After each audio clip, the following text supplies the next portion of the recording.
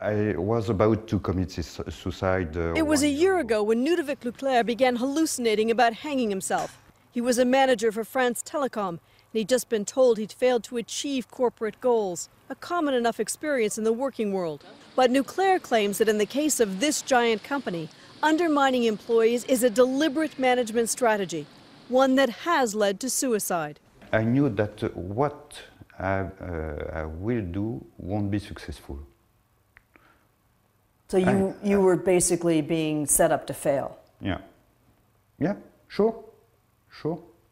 3 years ago, France Telecom began a massive reorganization, cutting 1/5 of the workforce.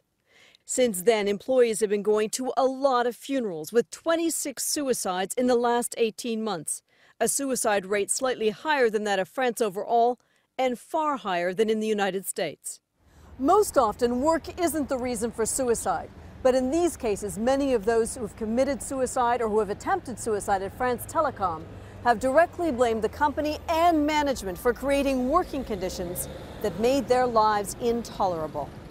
The suicides and dozens of attempts are happening all over the French network. Suicide notes tell similar stories, blaming constant pressure to resign, impossible goals, frequent forced relocations, and chaotic reorganization.